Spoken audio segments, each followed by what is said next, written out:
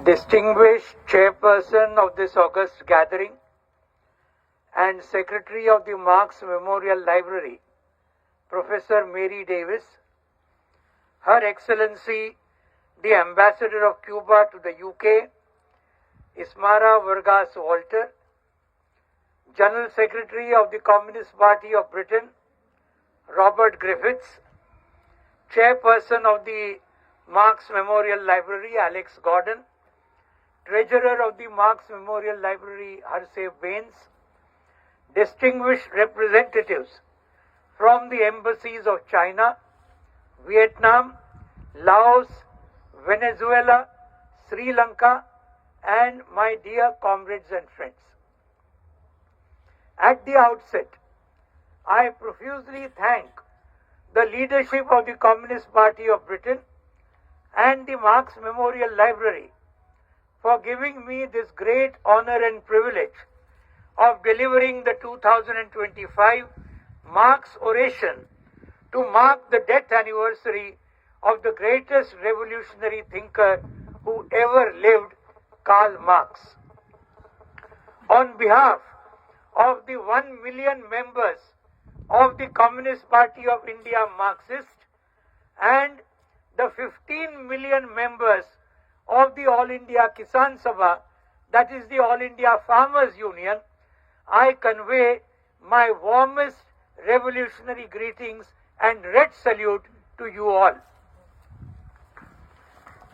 On 17th March 1883, 142 years ago, the great Friedrich Engels was here, close to this very spot, paying homage at the grave of his closest comrade and friend. There Engels said, Marx was, before all else, a revolutionist. His name will endure through the ages, and so also will his work. These were the iconic words of Engels at Marx's funeral. How prophetic Engels was! The name and work of Marx has not only endured, but has greatly enhanced through the ages. Marx wrote in his youth, quoted by Ismara here, the philosophers have only interpreted the world in various ways. The point, however, is to change it.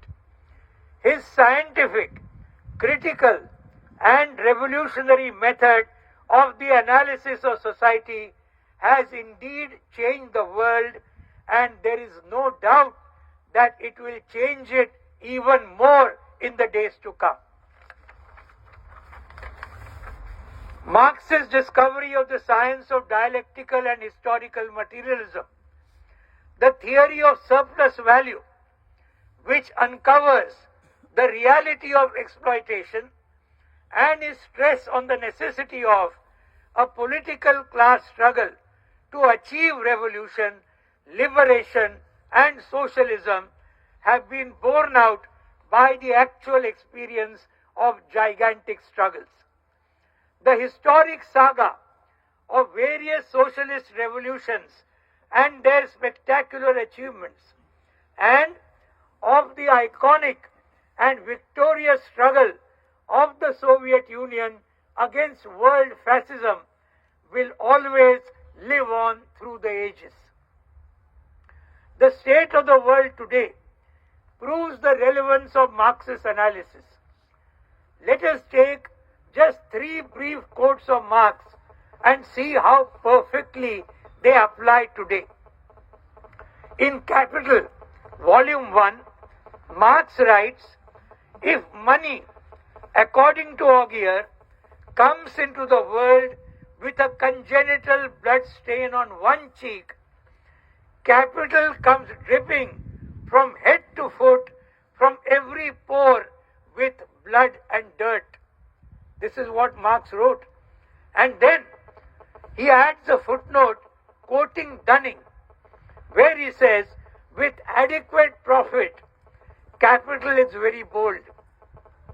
A certain 10% will ensure its employment anywhere. A certain 20% will produce eagerness, 50% positive audacity, 100% will make it ready to trample on all human laws, and 300% profit, and there is not a crime at which it will scruple, nor a risk that it will not run, even to the chance of its owner being hanged. And again he writes, if turbulence and strife will bring profit, it will freely encourage both. That is what capitalism is.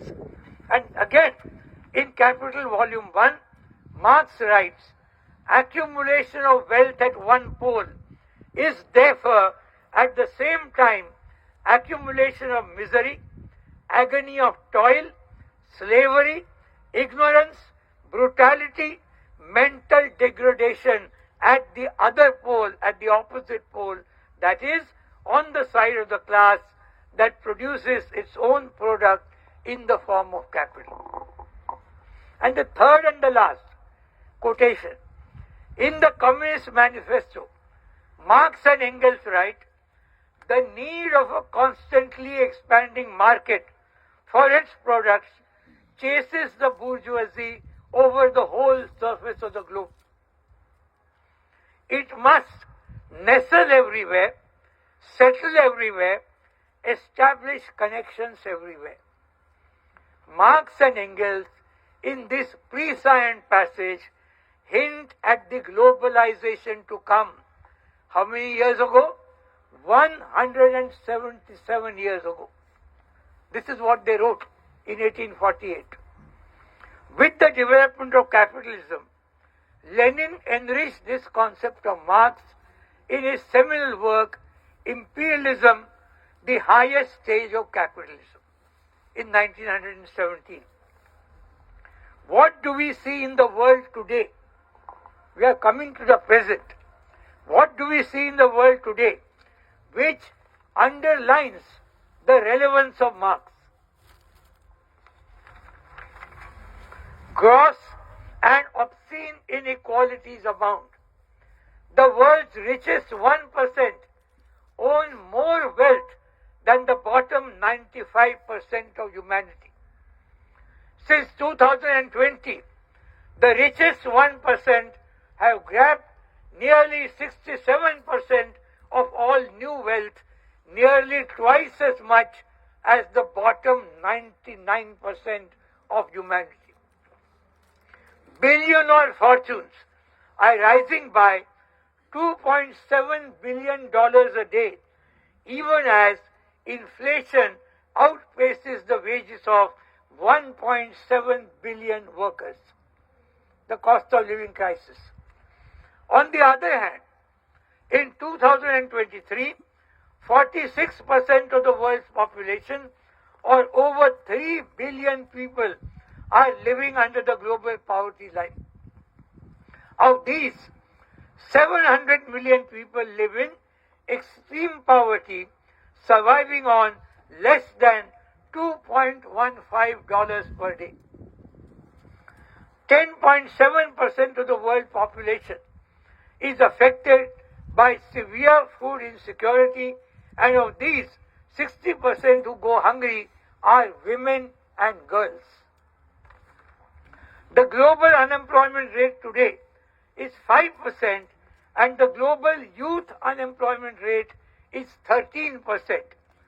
Newer technologies and artificial intelligence are aggravating unemployment and exploitation and leading to still greater super profits for the large monopolies and corporate houses.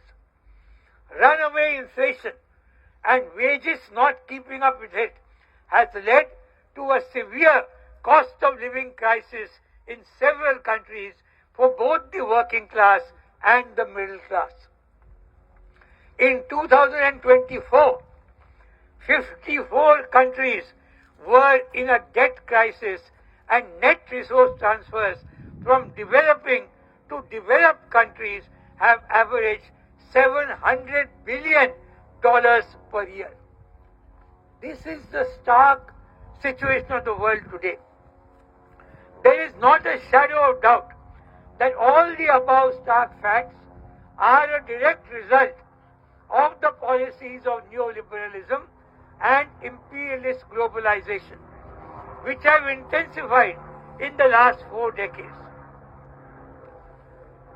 These policies met with a rude shock in 2008 with the global financial crisis which began in the USA, spread to Europe and all over the world, and forced many capitalist world leaders to turn to none other than, these are Engels' words at the same grave speech, the best hated and most calumniated Marx.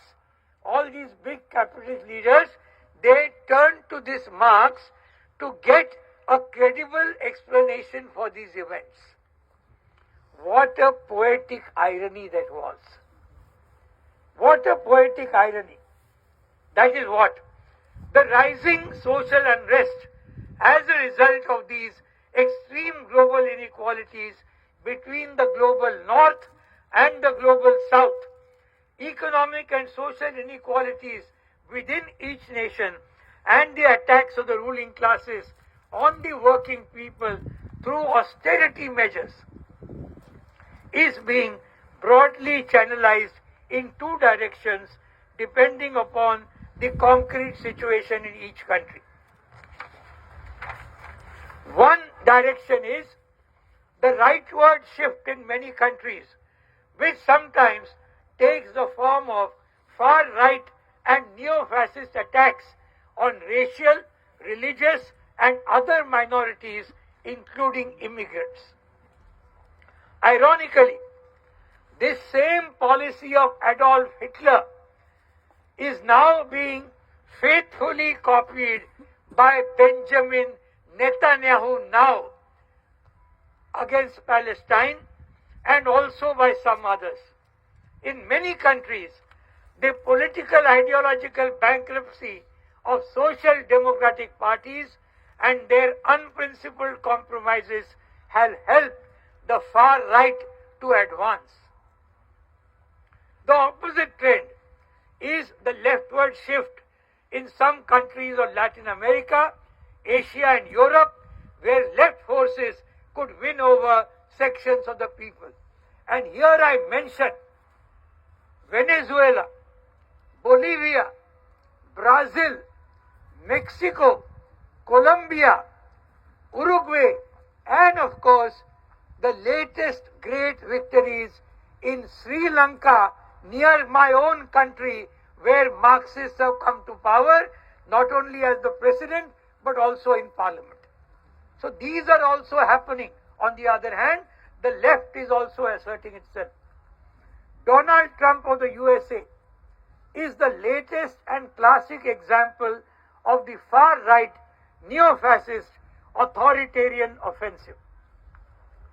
There is a method in his madness. And what is that method? It is a systematic last-ditch attempt to arrest the inexorable decline of the USA. This attempt is bound to fail. Under Trump, the likes of Elon Musk and other large corporate cronies are now directly calling the shots in the US government.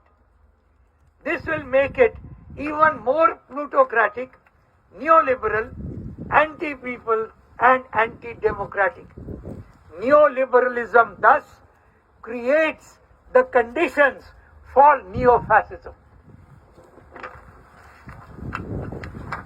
Trump's ridiculous claims on Greenland, Canada, Panama Canal and Gaza, of all the places, and the tariff and trade wars that he has unleashed are being strongly resisted all over the world. You heard the Canadian Prime Minister, the new Prime Minister, saying that this idea of making Canada the 51st state of the United States is crazy. That's what the Prime Minister of Canada said just 3 or 4 days ago. Direct this thing on Trump. Then his severe attacks on and cutting off funds to the United Nations. USA has been taken out of the World Health Organization. Then he has now removed USA from the Paris Climate Accord, which is absolutely unforgivable. These are all the things that are happening, but they are also being opposed tooth and nail by many forces. His stand on the Ukraine war has now ranged the whole of Western Europe against him. But on the inhuman, imperialist-backed Zionist genocide by Israel against the courageous Palestinian people of Gaza, leading to the deaths of nearly 50,000 people, with 60% of them being women and children, the entire imperialist camp is fully united. USA, Western Europe, also Japan, all of them are united where Palestine and Gaza is concerned.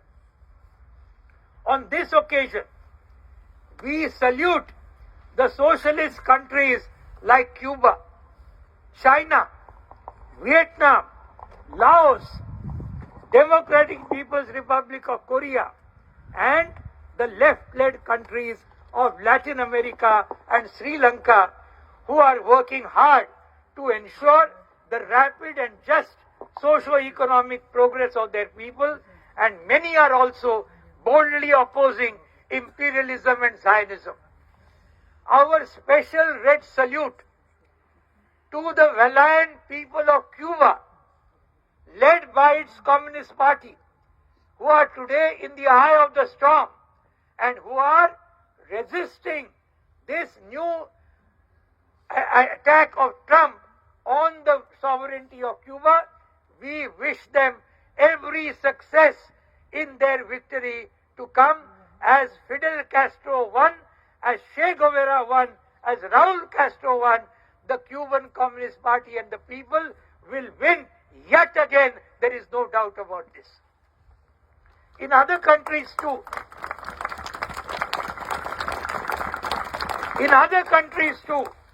struggles and resistance are increasing.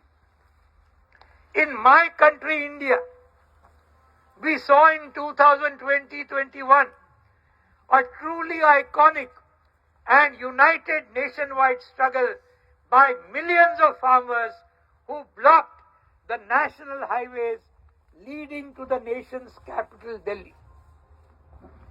For a full 1 year and 15 days, 380 days, millions of farmers blocked the nation's capital for 1 year and 15 days.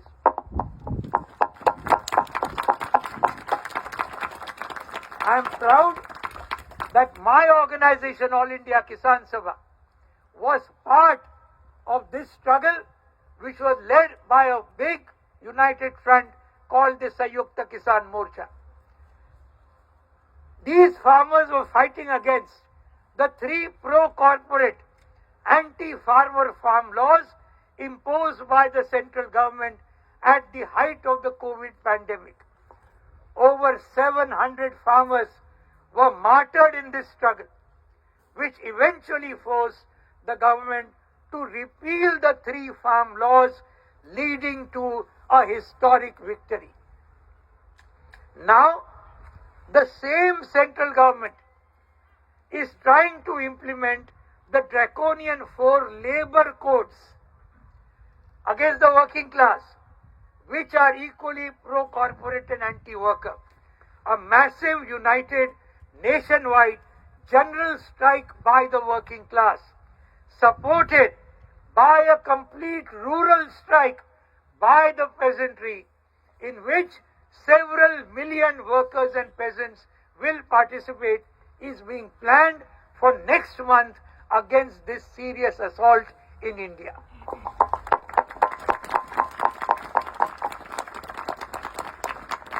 My comrades and friends, I am concluding. The World Social Forum, as all of us know, has an attractive slogan signifying hope. And that slogan is, another world is possible. Today, at the graveside of the towering revolutionary Karl Marx, on his death anniversary, we need to modify that slogan a bit. And we need to make it into a new slogan, and that slogan is, a socialist world is possible. That is the slogan that we have to take all over the world today.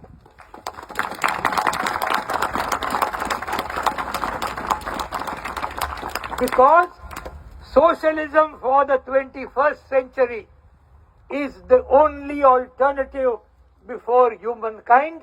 There is no doubt about that. Marx was right, and he will always be proved right. There is no doubt about that. Comrades and friends, Marx and Engels concluded the Communist Manifesto with these resounding words: the proletarians have nothing to lose but their chains. They have a world to win. That is how the Communist Manifesto ends. Let us work unitedly to prove Marx right once again.